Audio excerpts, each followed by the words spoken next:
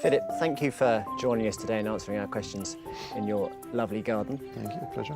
I think we should probably start with how you came to become a garden designer.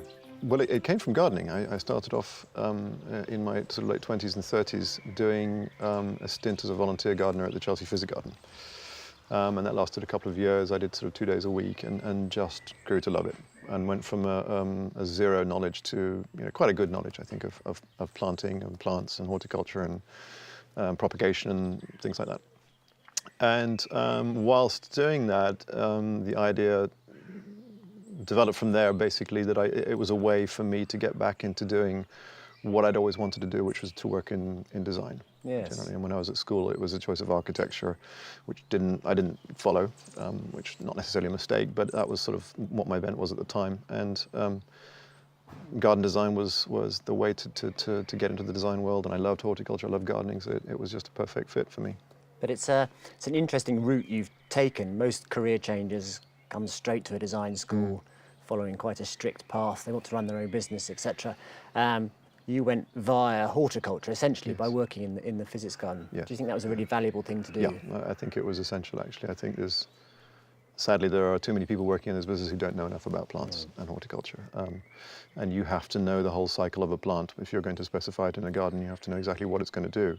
Yeah. Seasonality in gardens is crucial, and you have to know how to manage that. So then you came to Inchbald. How did you find your year at Inchbald? I greatly enjoyed it. I mean, it was very intense. It was a lot of hard work. I think it was probably the hardest work academically I'd ever done in my life. But I just found it hugely stimulating. It was it's obviously a subject I liked very much. I was very keen to get going very quickly and get up, into establish a business, and Yes. I could see the things that I was learning there were crucial, and it was so I hugely enjoyed it. I would have done it all again. So whilst you're at Inchbald, you met Marcus Barnett, and you took the brave decision to design a garden for Chelsea and exhibit it in the same year. Yeah. Was that a good thing to do? Yeah, it was excellent. I mean, I think it launched both of our careers.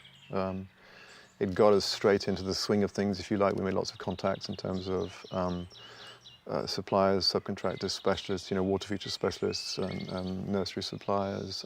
It was very good in terms of generating interest with press coverage. So, in future, our gardens, being featured in magazines and so on is always very good for business, and that started at that point.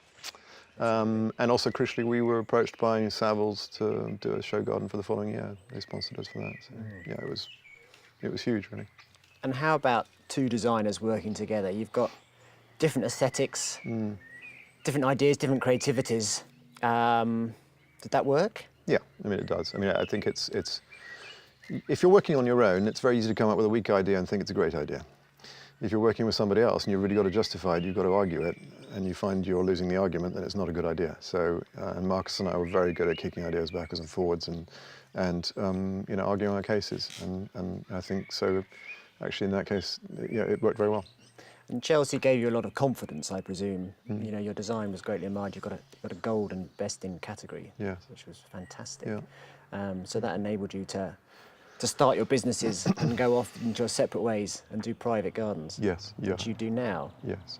And you always design in your studio. You've got a studio in London and a studio here in Gloucestershire. Yeah. Very different places to work in. Do they influence the way you design? Yeah, I think so. I mean, the being in the Cotswolds here is it's very lovely. It's very nice, but it's actually quite a difficult place to garden because the soil is pretty tough. There's a lot of clay. It gets very wet.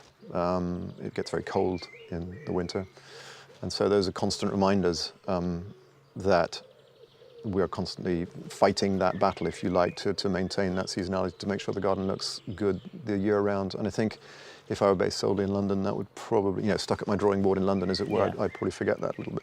Where do you source your graduates for in your studio? You have an Inchbald graduate with you? We have done in the past a couple of times, and basically I'm just looking for people who are keen, knowledgeable, want to work hard and have some fun. Philip, design progresses and moves on. Where do you think Philip Nixon Design is going next? Well, we've been very lucky. We've worked on some amazing projects over the years, and I just hope that carries on. I hope the phone keeps ringing and we continue to have great clients and great projects.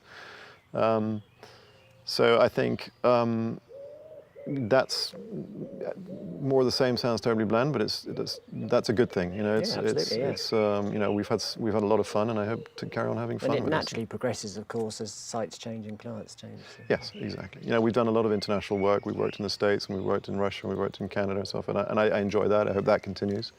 But equally, you know, here we are in this, you know, the beautiful setting of the Cotswolds. We've got some projects around here, and that's quite nice to have stuff that's close to home as well. Wonderful. Well, Philip, thank you for answering my questions today. It's a pleasure. It's great to see you again.